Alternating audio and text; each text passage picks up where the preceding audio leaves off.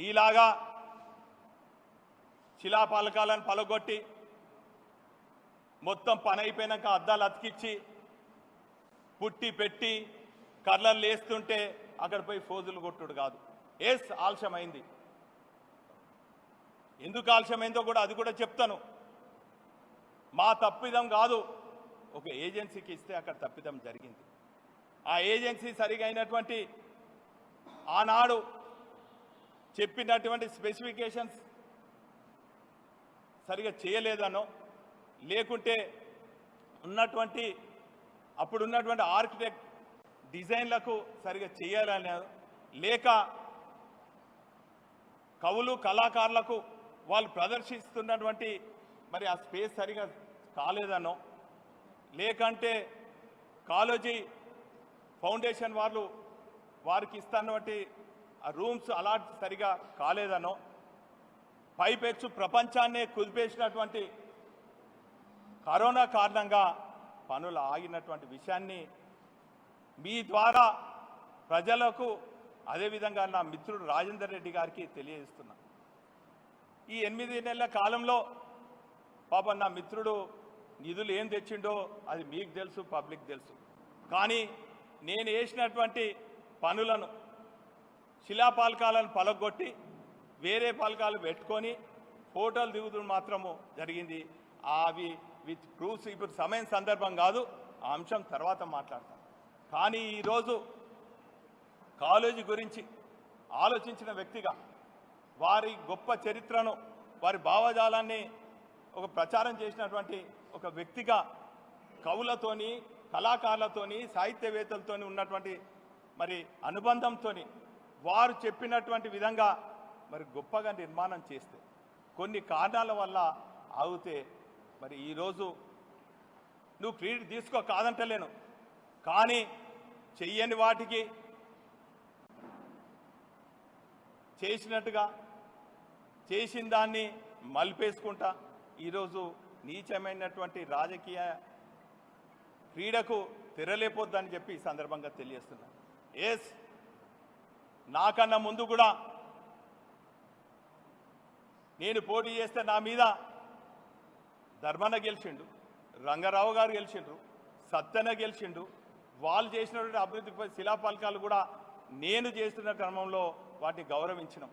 ఇంతెందుకు అంబేద్కర్ సెంటర్లో మాజీ మేయర్ రాజేశ్వరరావు గారు, మా స్వర్ణ గారు అనేక అభివృద్ధి కార్యక్రమాలు చేస్తుంటే రోడ్ వైడనింగ్లో కానీ, రోడ్డు మరి ఎత్తు చేసే క్రమంలో కానీ అక్కడ మట్టి కూడా పోతే శిలాపాలకాలను ఎత్తి దాన్ని ప్రొటెక్ట్ చేసినటువంటి ఘనత మరి మాదని కూడా ఈ సందర్భంగా తెలియజేస్తాను. నువ్వేం చేసినావు? శిలాపాలకాలను పలగొడుతున్నావు.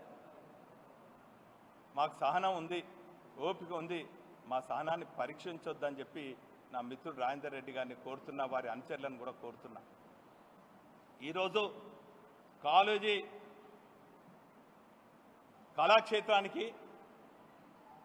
చేసినటువంటి స్థల సేకరణ కానీ, పడ్డటువంటి కష్టాలు కానీ, ఆ పని ఆలస్యమైతే కేటీఆర్ గారితో రివ్యూ మీటింగ్లు పెట్టి కానీ, కాలేజీ ఫౌండేషన్ వాళ్ళు కోరిన విధంగా కానీ, లేకుంటే కళాకారులకు కావాల్సినటువంటి స్టేజ్ నిర్మాణంలో కానీ, ఇవన్నీ కూడా వారికి స్పెసిఫికేషన్ ప్రకారం చేసినటువంటి రూపుదిద్దుకునేటువంటి చేసినటువంటి కార్యక్రమం వినయ్ భాస్కర్ చేసింది తప్ప, ఈ ప్రభుత్వం చేసింది తప్ప, మరి మా ప్రభుత్వం చేసింది తప్ప మీరు కాదని కూడా ఈ సందర్భంగా తెలియజేస్తున్నాను. ఓరుగల్ అంటేనే కవులకు, కళాకారులకు, సాహిత్యవేత్తలకు నిలయం. చాలా సందర్భాలలో ఇక్కడ ఉన్నటువంటి సోదరులు వేణుమాధవ్ గారు కూడా చాలామంది మాకు ఒక వేదిక కావాలన్నారు. నేను ఎమ్మెల్యే కాక ముందు నేరెళ్ళ వేణుమాధవ్ ఆడిటోరియం ఎట్లుండే, ఫ్యాన్ ఉంటే కరెంట్ లేదు, కరెంట్ ఉంటే ఫ్యాన్ ఉండకపో, ఒకవేళ ఫ్యాన్ ఉన్నా కూడా రెక్కలు ఉండకపో, తప్పన రెక్కలు ఉన్నటువంటి ఫ్యాన్కు ఫ్యాన్ వేస్తే తిరగకపోవు, తిరిగినా కూడా ఊచిపడతాయని మరి అక్కడ ఉన్నటువంటి ప్రేక్షకులు భయపడేది. అటువంటి పరిస్థితిని చూసి ఏ తీరుగా చేసినా చూడు. పాపం మా సోదరునికి, మా మిత్రునికి మరి నియోజకవర్గం సరిహద్దులు కూడా తెలియనట్టున్నది. దయచేసి ఓ రోజు ఈ సమయం సందర్భం కాదు, కానీ ఖచ్చితంగా గల్లీ గల్లీ తిరుగుదాం, వాడ వాడ తిరుగుదాం. నేను చేసిన అభివృద్ధి ఏందో చూద్దాం. నేను పబ్లిక్కి ఎట్లా అందుబాటులో ఉన్నానో పబ్లికే తెలుస్తుంది. సరే, నువ్వు గెలవచ్చు, అయినా కూడా నువ్వు గెలిచిన రోజు కూడా నేను స్వాగతించిన, అభినందించిన, గొప్పగా చెప్పిన. ప్రజాస్వామ్యంలో గెలిపోవటం సహజమన్నా, ఓడినా కూడా ప్రజల పక్షాన ఉంటా అని చెప్పిన. ఎదిగిన కొద్ది ఒదిగి ఉండాలని చెప్పి మా కేసీఆర్ గారు చెప్పిండ్రు. అదే బాటలు మేము నడుస్తున్నాం. గెలిచినామని పొంగిపోయే లేదు, ఓడినామని కుంగిపోయే లేదు. ఖచ్చితంగా ప్రజాక్షేత్రం ఉంటాం. ప్రజా వ్యతిరేక చర్యలకు ఎవరు పాల్పడ్డా కూడా ఖచ్చితంగా నిలదీస్తాం, గెరావ్ చేస్తాం. మీరు అమలు కాని ఇచ్చినటువంటి అన్ని హామీలు కూడా ఖచ్చితంగా అంశాలపైన ప్రజలతో చర్చ పెడతాం, రౌండ్ టేబుల్ పెడతాం, సభలు పెడతాం, సమావేశాలు పెడతాం. ఖచ్చితంగా మిమ్మల్ని ప్రజాక్షేత్రంలో నిలదీస్తామన్నటువంటి విషయాన్ని కూడా ఈ సందర్భంగా తెలియజేసుకుంటూ, దయచేసి మిత్రమా, నీకు అవగాహన లేకుంటే ఏ ప్రాజెక్ట్ కింద ఎంత తెచ్చినామో అధికారులను తెలుసుకో, ఏ ఇయర్లో తెచ్చినామో తెలుసుకో, ఆనాటి ముఖ్యమంత్రి ఎంత తెచ్చిందో తెలుసుకో, ఏ ఫండ్ నుంచి ఎంత వచ్చిందో తెలుసుకొని నువ్వు మాట్లాడాలి. నేను కూడా శాసనసభలో ఉన్నప్పుడు గతంలో ఉన్నటువంటి మేయర్లు కొన్ని పనులు ఆపితే మరి వారు క్రియేట్ వాళ్ళతో సరిదండగా తీసుకుపోయి ఇనాగ్రేషన్ చేయించారు. కాబట్టి అవగాహన లేకుండా మాట్లాడితే ప్రజలు నమ్మే పరిస్థితి లేరు.